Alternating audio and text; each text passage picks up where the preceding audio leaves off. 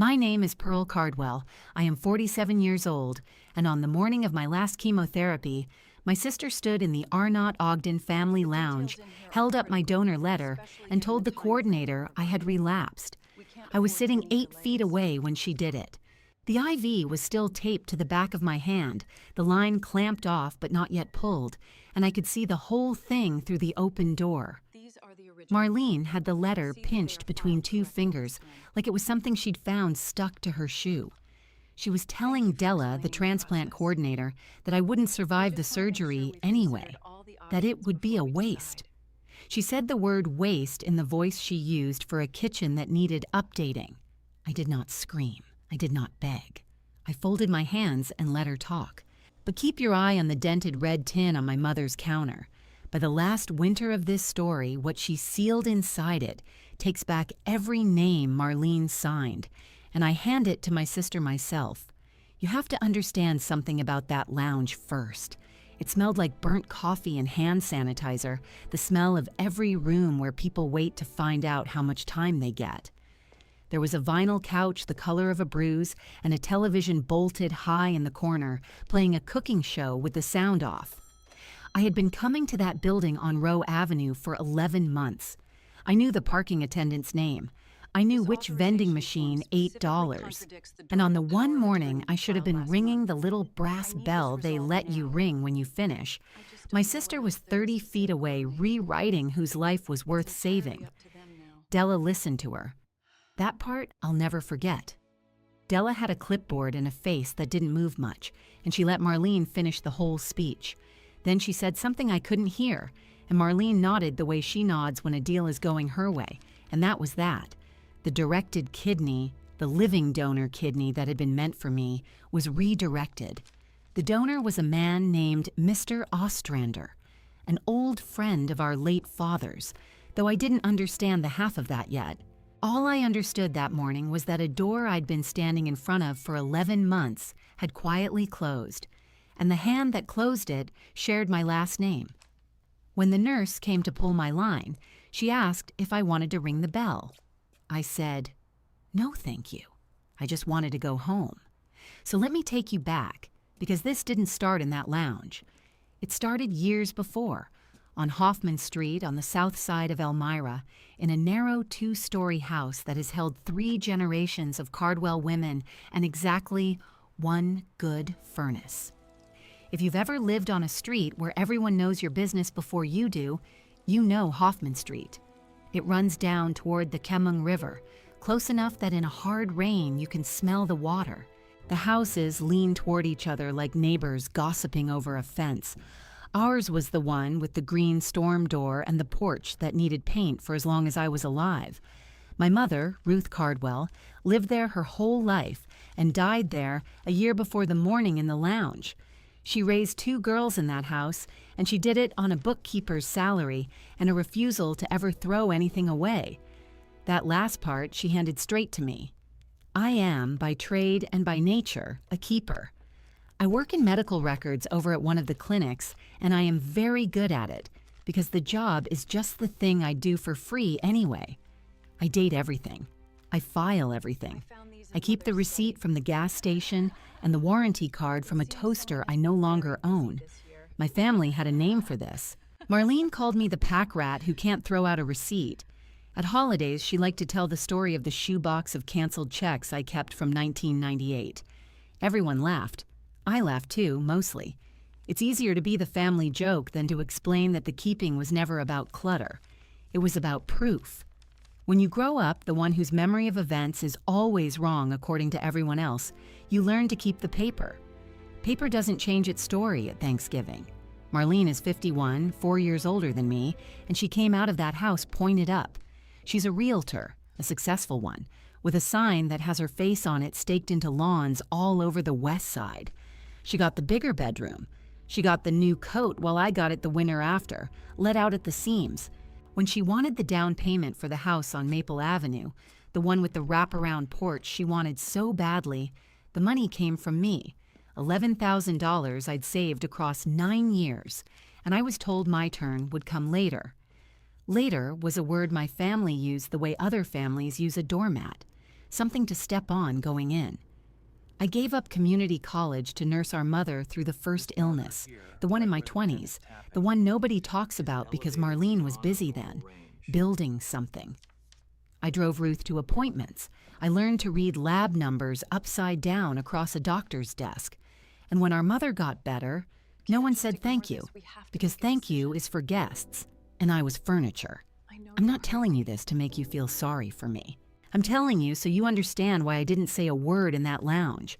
By 47, I had a lifetime of evidence that my words changed nothing in that family, so I'd stopped spending them. I kept them, the way I kept everything else. Now, my mother. Ruth Cardwell was a small woman with strong hands and a habit of saying things that didn't make sense until much later.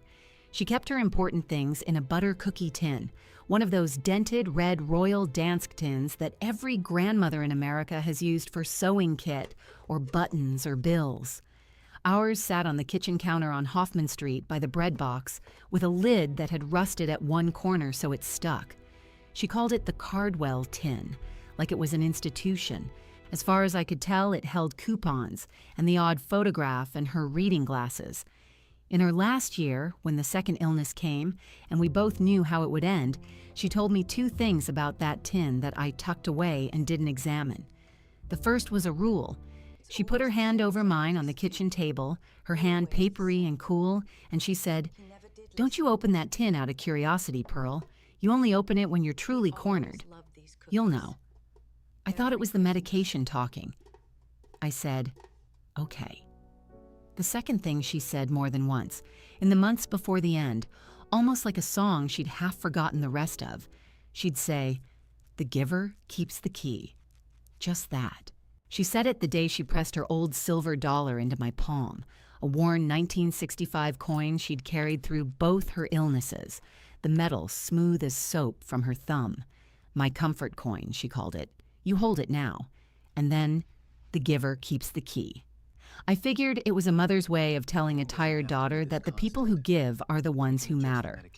I put the coin in my coat pocket. It's been in whatever coat I'm wearing ever since. There was a hospice nurse those last nights, a steady man named Calvin Reyes who sat with her when I couldn't keep my eyes open. He was gentle in the way that doesn't make a show of itself. He and my mother talked, low, in the hours I dozed in the chair. I didn't think much about what they might have said. I'd find out later that my mother told that man more than she told either of her daughters. She died on a Tuesday in February, with lake-effect snow coming sideways past the streetlight. Marlene arrived after in a good coat, and the first full sentence she said in the house was about who would get the dining set. So that's the ground I was standing on when I got my own diagnosis, 8 months after we buried Ruth. Cancer, the kind that wanted to take more than it found.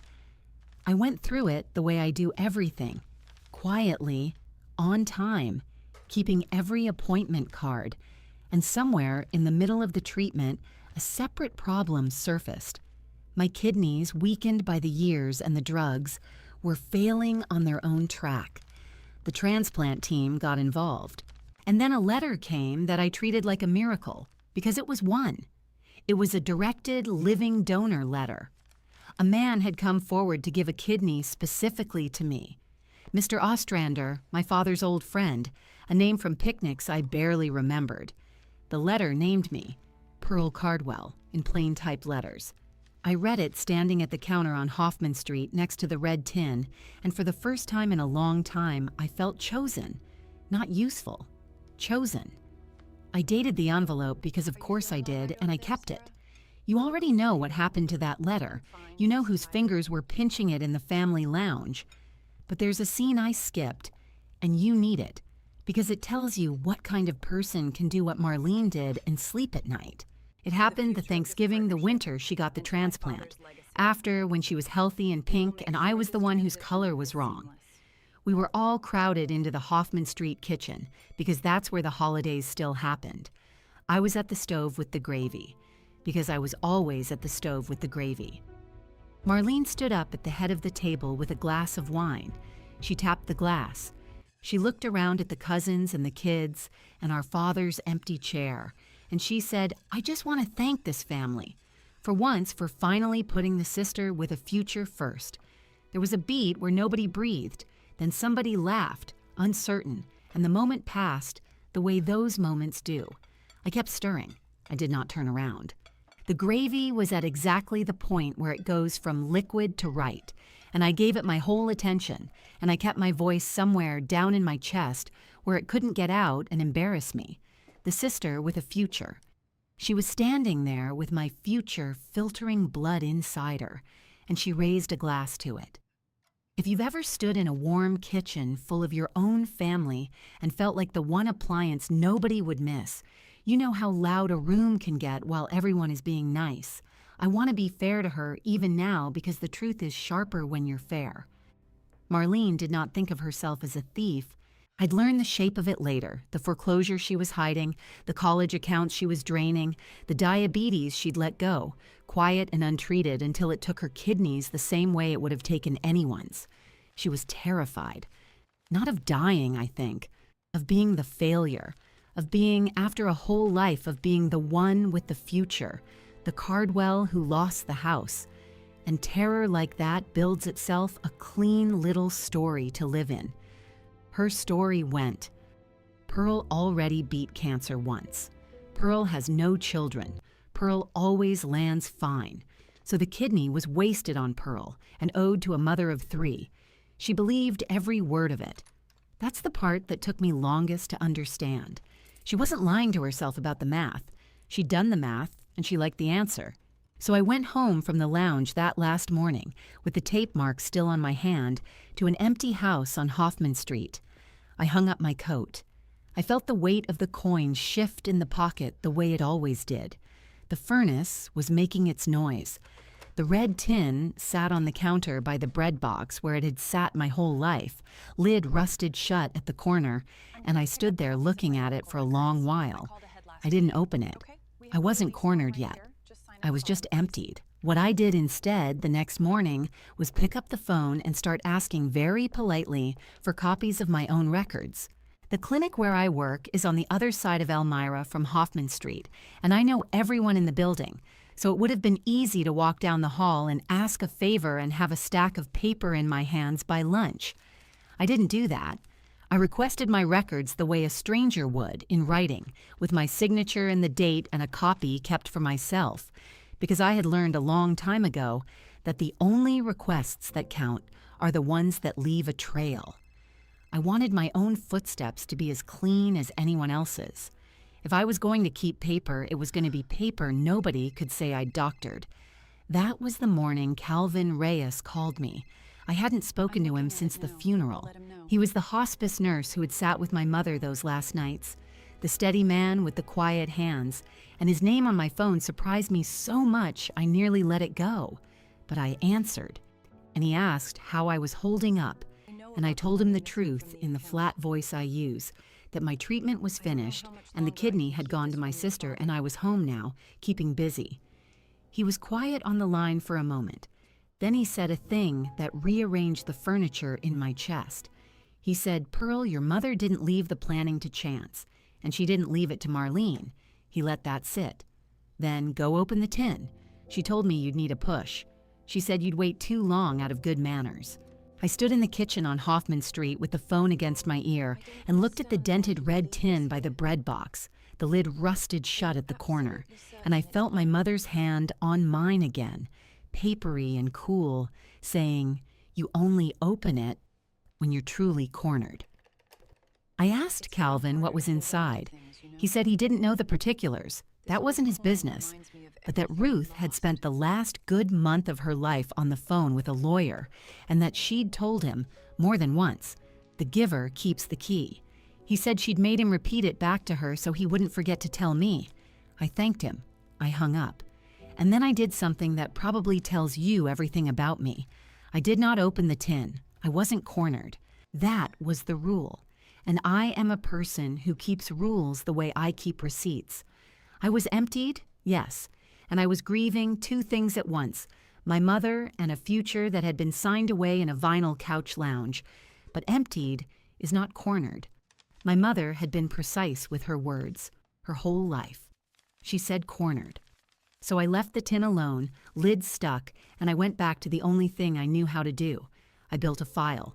It took 11 days to get the first records back, and when the envelope came, I sat at the kitchen table and read it the way I read everything, slowly with a pencil, dating the margins. Most of it was exactly what I expected. Lab numbers, visit notes, the long, sad arithmetic of a year of being sick.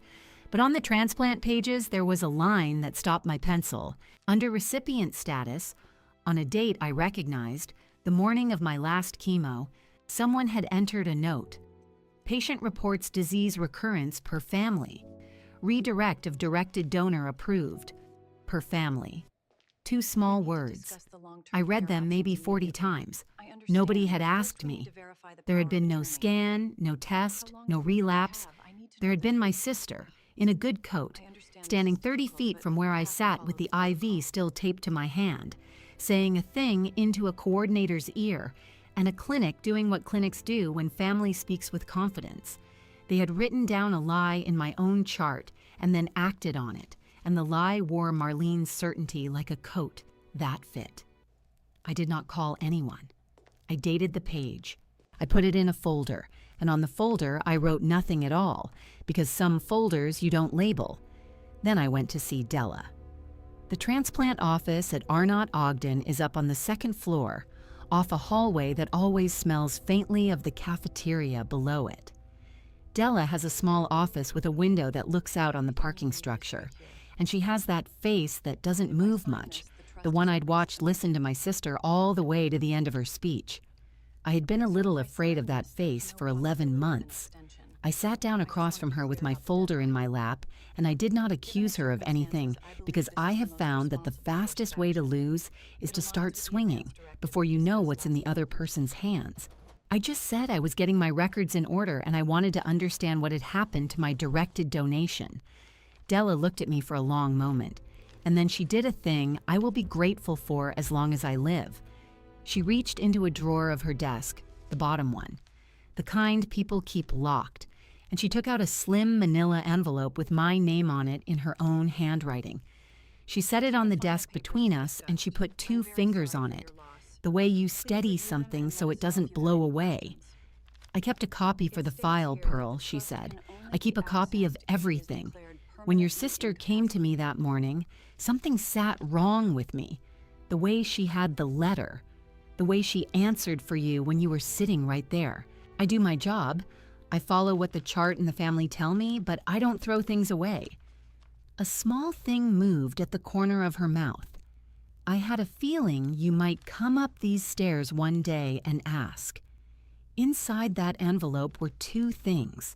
The first was a clean copy of the original directed donor letter, the real one, the one I had read standing at my mother's counter and dated and felt chosen by. It named the recipient in plain typed letters. It named Pearl Cardwell, not Marlene. There was no version of that document anywhere that had ever named my sister. The redirection had been a story told over the top of a piece of paper that said otherwise. The second thing was a small note clipped to a printout. Della had also saved a voicemail, transcribed and time-stamped and the audio preserved, a message Marlene had left on the office line 2 days before the chemo, before she ever stood in the lounge. In it, my sister's voice, brisk and warm, the voice she uses to close, said that the family had discussed it and that Pearl was declining further surgery and would want the gift to go where it could do the most good, to a parent, to someone with a family depending on them. She said it so kindly. She said it like a woman doing the generous thing, and every word of it was a thing I had never said, about a decision I had never made, recorded in her own voice on a dated line. I sat there in that small office that smelled of the cafeteria, and I held the proof in my 2 hands, and I felt no triumph at all. What I felt was very quiet and very old. It was the feeling of a person who has spent her whole life being told her memory of events was wrong, finally holding the document that says it wasn't. I thanked Della. I asked if I could have copies. She said the copies were mine. They always had been, and she made them herself on the machine in the corner and dated them and initialed them, because she is, I understood then, the same kind of person I am. I drove home along the river. The Cheming was high and gray and moving fast under the bridge, the way it gets in late winter, and I thought about the word waste in my sister's mouth, and I did not cry. I had a file now. Files are better than tears. Tears evaporate. Files keep. There was a name in the letter I hadn't let myself think about, and now I let myself. The donor. Mr. Ostrander, my father's old friend from the picnics I barely remembered. A heavy-set, gentle man who used to bring a transistor radio and listen to the ball game in a lawn chair while the rest of us swam. He had come forward, a living man offering a part of himself for me, and he had no idea his gift had been quietly handed to someone else with a story about my declining health. I found his number through a cousin, and I called him, and I told him who I was, and there was a silence on the line, and then he said my name like it hurt him. Pearl. They told me you took a turn. Look, they told me you'd refused it, and that your sister was the next best match, and that you'd both agreed. His voice got rough. I sat in that hospital and gave on the understanding that you were too sick to receive. I'd never have, if I'd known. Your father. God rest him. I owed your family more than a kidney. I asked him what he meant by owed, and that was where the second door opened. The one I hadn't known was there. Mr. Ostrander told me that years ago, when he'd been very sick himself and had no insurance worth the name and no way to pay, someone had quietly carried his bills. He hadn't found out who until much later, and even then it had been by accident, a clerk who let a name slip. The name was Ruth Cardwell. My mother, the bookkeeper, the woman who refused to throw anything away, had been quietly paying down a dying man's debt out of a household budget that never had room in it for the new coat she gave my sister, and not me. She had never said a word. She had simply given the way she always gave in the dark, keeping the receipts where nobody would think to look. That's why I came forward for you, Mr. Ostrander said. When I heard you were sick, I thought, finally, here's the one thing I can give back to that family, to Ruth's girl, to Pearl. This is the truth. He was quiet again, Then then low and furious in the way of gentle men, and they used it. They used your mother's kindness to me to do this to you. I told him I was sorry. He said, don't you dare be sorry. And he said something else, that he was glad I'd called, that he'd been carrying a bad feeling for 2 years, and now at least he knew its shape. Before he hung up, he said he'd swear to any of it, anywhere, to anyone, that he'd put his hand on a Bible and say he chose Pearl and only Pearl. I wrote down the date of the call. I wrote down his words. The file was getting thicker, and the thing I was learning, page by dated page, was that the giving in my family had always flowed one direction, out of my mother and out of me, and that everyone had simply gotten used to standing in the warm place where it landed. I still hadn't opened the tin. I want you to notice that because it mattered to me. I had the real letter now. I had the voicemail in my sister's own voice. I had Della's initials and Mr. Ostrander's word. I had, by any honest measure, enough. And still, the dented red tin sat on the counter by the bread box, with its lid rusted shut, and still I left it alone, because my mother had said cornered, and I was not yet cornered. I was, if anything, the opposite. I was a woman quietly coming into a strength she had never been allowed to have. What I did not know, what I could not have known, sitting at that kitchen table dating the margins of my own grief, was that the file I was building and the tin I was refusing to open were two halves of the same thing. My mother had built her half years before I got sick, with a lawyer I'd never met and a coin I carried in my coat pocket without understanding what it opened. And the day those two halves came together was already on its way to me, in the form of a registered letter I would have to sign for, with a law office's name in the corner, and a question inside it I did not yet know how to answer. The registered letter came on a Tuesday, and I had to sign for it on the porch, with the mail carrier waiting and the wind coming up off the Chemung the way it does on Hoffman Street in March, mean and wet, and finding every gap in your collar. The corner of the envelope said Voss and Associates, Attorneys, with a Water Street address downtown. I knew the name. Calvin had said it on the phone. The lawyer my mother had spent her last good month with. I carried the letter inside and set it on the kitchen table, and I did not open it right away, because I had learned that the things that matter arrive heavy, and you do not handle heavy things while your coat is still cold. I made tea. I let it steep. Then I sat down and slit the envelope along the top with my mother's old brass letter opener, the one shaped like a heron that had always lived in the kitchen drawer, and I read what Harriet Voss had written to me in the careful, formal language of people who choose words, knowing they may one day be read aloud in a room with consequences. The letter told me that I was named in something called the Cardwell Continuance Trust, that my mother, Ruth Cardwell, had established it through her office some years before her passing, that the trust held assets, modest but real, and that it carried one condition I read 3 times before it would sit still on the page. The trust's beneficiary was to be, in Voss's typed phrasing, the family's documented organ steward of record, and then the sentence that made me set the tea down. The records office at Arnot Ogden, Voss wrote, currently showed 2 conflicting designations on file regarding the directed donation. Before the trust could be settled, the question had to be answered plainly and in writing, whose name was really on the original. I sat in that kitchen on Hoffman Street and I almost laughed, not because anything was funny, but because of the shape of it. My mother had built a lock that could only be opened by the truth of who had been chosen, and my sister had spent 2 years telling everyone, including herself, a version of the truth in which she was the one chosen. The trust did not care what anybody said at a Thanksgiving table. The trust cared what the papers said.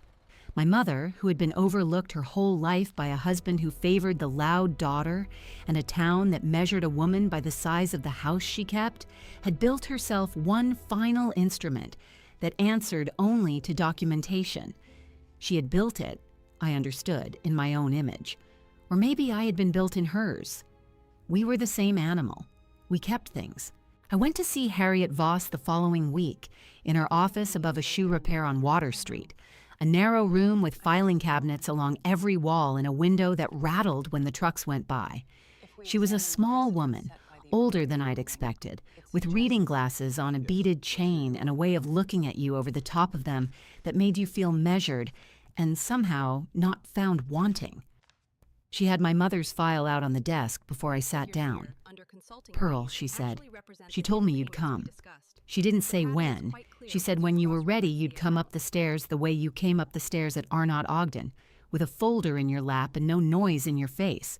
She tipped her head, and here you are with the folder. I told her I had questions. She said good, that questions were the only thing she trusted in a client. And then, before I could ask the first one, she answered the one I hadn't known to ask. She told me about the tuition. For years, Harriet Voss said, my mother had quietly carried the winter tuition for Marlene's 3 children. Not as a gift announced at a holiday, not as a thing my sister could thank her for at a table while I poured the gravy, but in the dark, the way my mother gave everything, through a line item in the trust labeled so plainly that nobody would ever look at it twice. Educational support dispensed each January, wired to the school office on Maple Avenue's side of town, so that the children of the successful realtor would never once go to class behind on their fees. Marlene had told the whole family for years that she did it all herself, that she had built the life, that she was the Cardwell with the future, and the rest of us were the ones with the past. And the entire time, the mother she neglected, the mother whose calls she let go to voicemail, whose last good month she did not sit through, had been quietly paying for the very children Marlene used as the reason she deserved the kidney more than I did. I sat with that for a long moment in Harriet Voss's rattling office. A mother of 3, my sister had said, in that lounge. Someone with a family depending on them.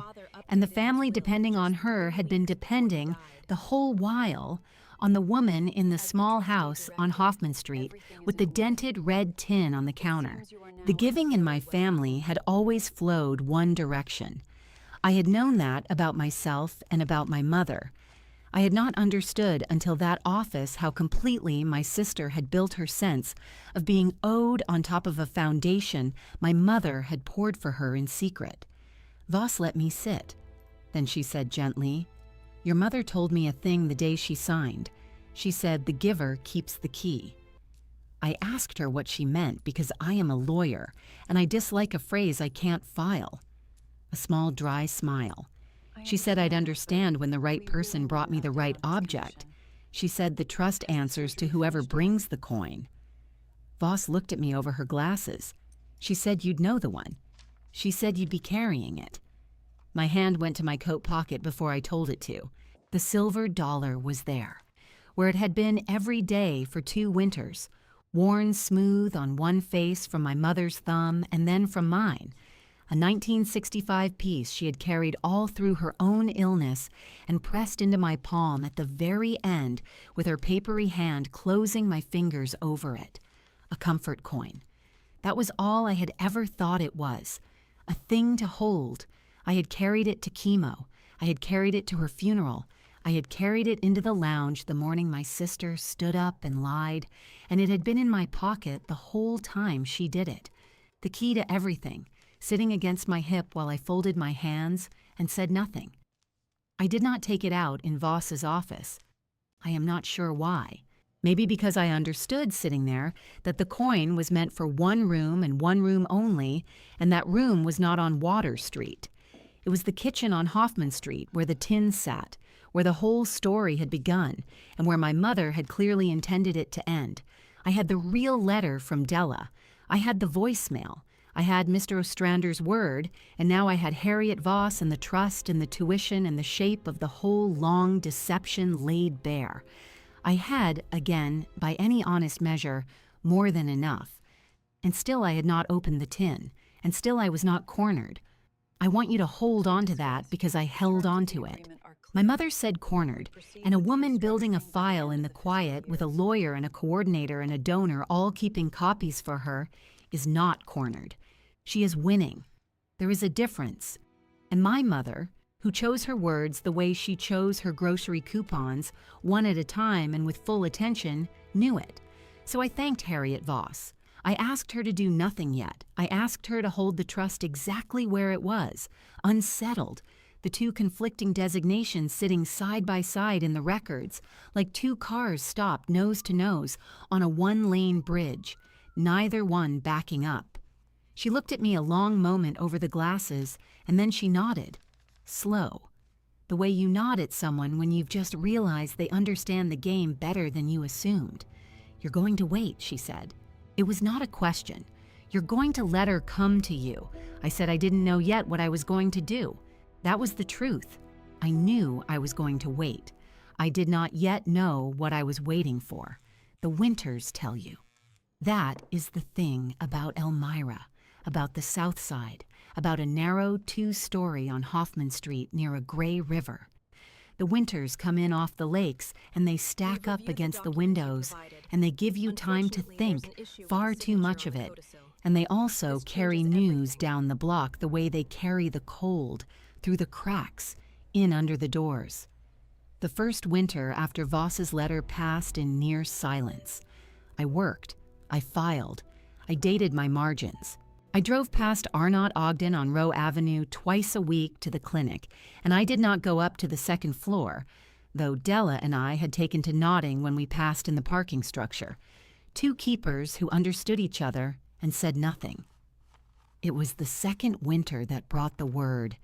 It came the way bad news always comes in a family like mine, sideways through a cousin, the same cousin who had given me Mr. Ostrander's number. She called on a cold night with that careful voice people use when they're about to enjoy telling you something and want to seem like they don't. She said, "Had I heard about Marlene?" I said I had not. She said, "Well." And then it came out in the long, unspooling way of these calls, that the kidney the one my sister had taken, the one given by a gentle, heavy-set man for me and only me, had begun to fail. That the thing my sister had hidden, the quiet illness she'd let go untreated for years out of terror of being seen as anything less than fine, had not stopped working just because she'd handed her consequences to me. The body keeps its own books. The stolen kidney was rejecting. My sister was back on the machines 3 days a week at Arnot Ogden, in the same chairs, down the same hall, and she needed money she did not have and a new match she could not find. And the house on Maple Avenue, the big house, the house with the bigger room, was deep underwater and sliding toward foreclosure, with the bank's letters stacking up on the counter the way my files stacked up on mine. "She is going to come to you," the cousin said, and I could hear the relish in it, dressed up as warning. "She's already asking who's a match. She's already saying family is family. Pearl, she's going to come knock on your door." I thanked my cousin. I hung up the phone. I stood in the kitchen on Hoffman Street, and the furnace made its noise, and the wind came up off the Chemung and rattled the storm window. And I looked across the counter at the dented red tin by the bread box, the lid rusted shut at the corner, exactly where it had sat my whole life and my mother's whole life before that. For 2 winters, I had not been cornered. I had been a woman building a file in the quiet, gathering, dating, keeping, the way I was raised, the way I was made. But I understood now, standing in that cold kitchen with my cousin's words still in my ear, that the corner my mother had meant was not a corner that closes on you. It was a corner that closes on the other person, the moment they walk through your door with their hand already out, reaching the way they have always reached, to take one more thing.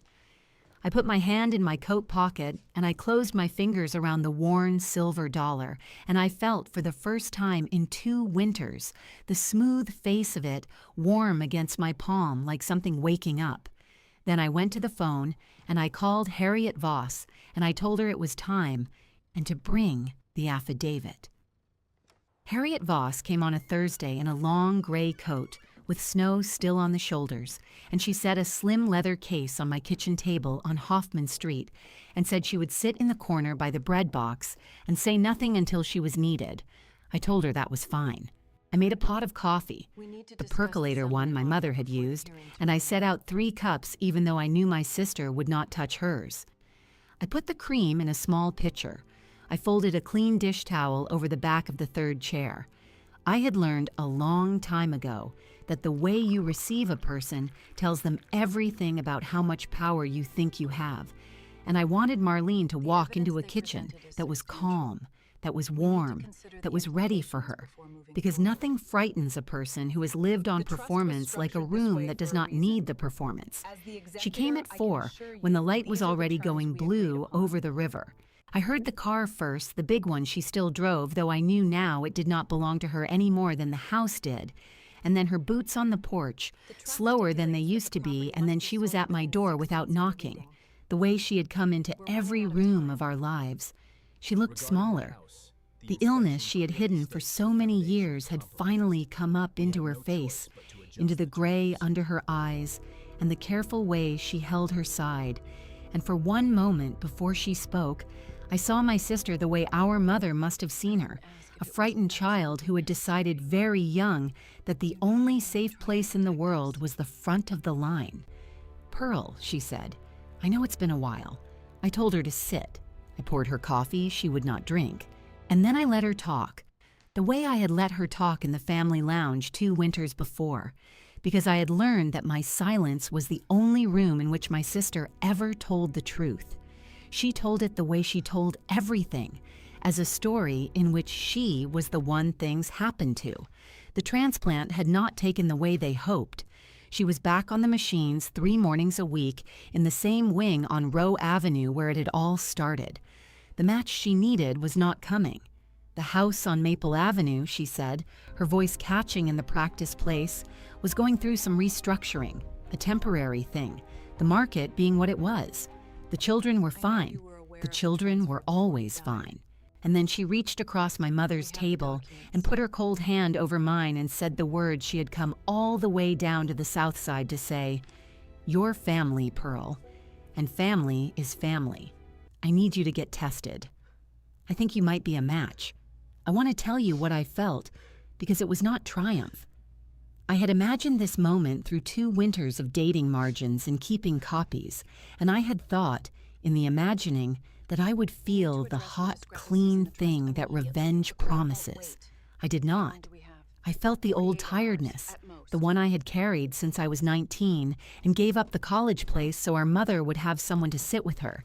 And underneath the tiredness, I felt something steadier that I can only call resolve. I turned my hand over, under hers, so that for a moment we were palm to palm the way we had been as girls. "All right," I said. She blinked. She had braced for the fight, the accounting, the 2 years of silence thrown back at her.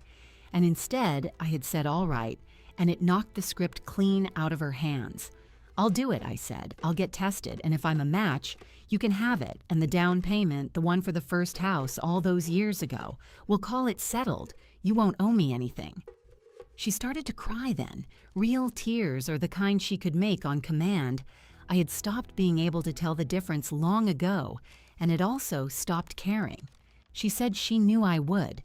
She had always known. I was the good one. I had always been the good one. And I let her say it. Every word, because each one was a brick I was going to need. Then I stood up and went to the counter by the bread box, and I took down the dented red tin.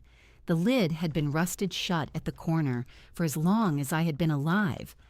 My mother had said in the last week, her voice already going to paper, "Only open it when you're truly cornered." For 2 winters I had not been cornered. I had been the one quietly closing the corner. But I understood, standing there with the cold tin in my 2 hands and my sister's tears still wet on the table, that the cornered one had finally walked through my door with her hand out, and that the instruction had never been about me at all. I worked the lid with my thumbs until the rust gave with a small, dry crack, like a seal breaking, and the smell that came up was my mother's kitchen, butter and cedar and old paper. Inside, folded in a square of wax paper, was a single sheet of letterhead from Arnot Ogden Medical Center, dated and signed, the directed living donor authorization in which Mr. Ostrander, my late father's friend, the gentle, heavy-set man my mother had quietly carried through his own hard years, named his recipient. It named Pearl Cardwell, only Pearl Cardwell. There was no other name on it, and there never had been. I laid it on the table in front of my sister, flat, smoothing the fold with the side of my hand. She looked at it, and the color went out of her. "That's not," she said. "Pearl, that's not the one. There was a... The coordinator must have... There were 2 letters. You don't understand how it works." "I know exactly how it works," I said, low and even, the way I have always spoken. "I file these for a living." Then I reached into my coat pocket, where it had been every single day for 2 winters, and I set the worn silver dollar on the table beside the letter. The 1965 piece, smooth on one face from our mother's thumb, and then from mine, the comfort coin I had carried to Chemo and to her funeral and into the lounge the morning my sister stood up and lied. I had thought, all that time, that it was only a thing to hold. In the corner by the bread box, Harriet Voss stood up. "There it is," Voss said quietly, to me, not to Marlene. "She told me you'd be the one carrying it. She said the trust answers only to whoever brings the coin." She looked at my sister over the top of her beaded glasses. "Your mother chose her instrument carefully, Mrs. Cardwell. She did not leave the planning to chance, and she did not leave it to you." Marlene's mouth opened and closed. She had not known the coin existed. She had spent her whole life learning the front of the line and had never once learned to read the back of the drawer. There was one thing left in the tin, a small black micro-cassette, the kind from the recorder our mother kept by her bed in the last months. My hands were steady. I had thought they might not be, but they were. I set it in the little player Voss took from her leather case and slid across to me, and I pressed the worn gray button, and the kitchen on Hoffman Street filled with my mother's voice. It was thin, and it was tired, and it was hers. Every vowel of it, the flat south side vowels she never lost. She said the date. She said her name, Ruth Cardwell, in full, the way she signed her coupons. She said that the directed gift Louis Ostrander had offered was for Pearl, that she had sat with both of them while it was decided, that no one was to move it, no one was to touch it, and that if anyone ever stood in a hospital and said otherwise, this was her voice saying they had lied.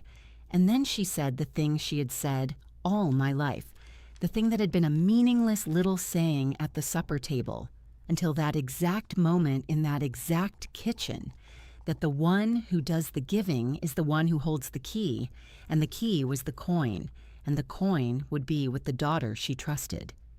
The tape clicked off.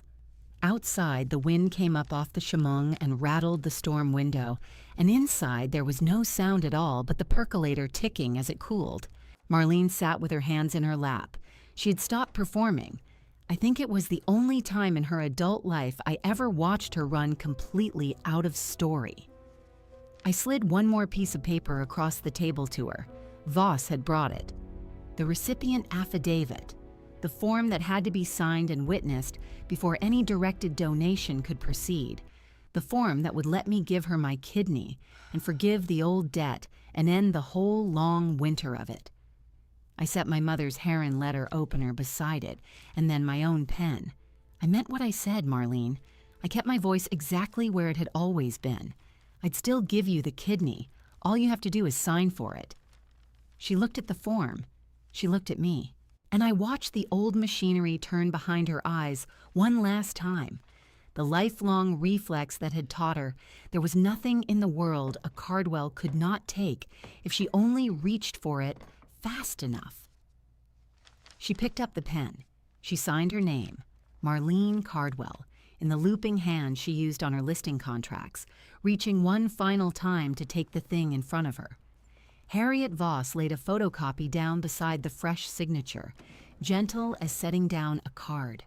It was the authorization the records office had held all along, the one Della had filed 2 winters before, the redirected donor form in the handwriting that had moved a kidney off my name and onto my sister's.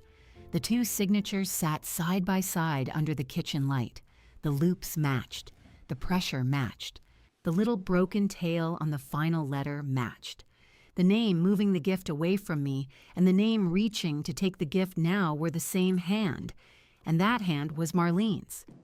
I let out the breath I had been holding for 2 winters. Something in my chest that I will not pretend was unkind went still and quiet and satisfied. Then I capped my pen and slid the affidavit back across the table to Harriet Voss. What happened after that did not happen with any noise, which is the only way I have ever known how to win. The Transplant Center on Rowe Avenue filed the report it is required by law to file when a record is found to be falsified, the one that goes up to the National Registry that governs who waits and who receives. The county was notified. My sister's name came off every list it had ever been on, and her matter was referred to people downtown whose offices I have never had to visit. The big house on Maple Avenue went the way it was always going, and the Cardwell Continuance Trust, with its 2 conflicting designations, finally resolved to a single documented steward of record, settled at last on the name my mother had written into it years before I ever got sick. Mine. I did not feel like dancing. I sat in my mother's kitchen a long time after Voss left, with the tin open and the coin warm in my hand, and I understood that I had not been given a victory so much as handed back a thing that had always, quietly, belonged to me. In the spring, I went up the stairs over the shoe repair on Water Street one more time, and Harriet Voss and I opened a new file.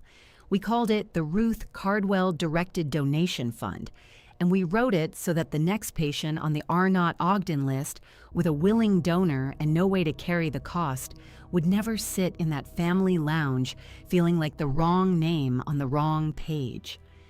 The first letter went out before the river ice was fully gone. Somewhere on Rowe Avenue, a stranger I will never meet got moved up a list instead of down one because of a woman in a small house on the south side who keeps things. When I came home that afternoon, the kitchen was full of light. I set the worn silver dollar on top of the new file and slid the dented tin to the back of the shelf. Pearl keeps the key now.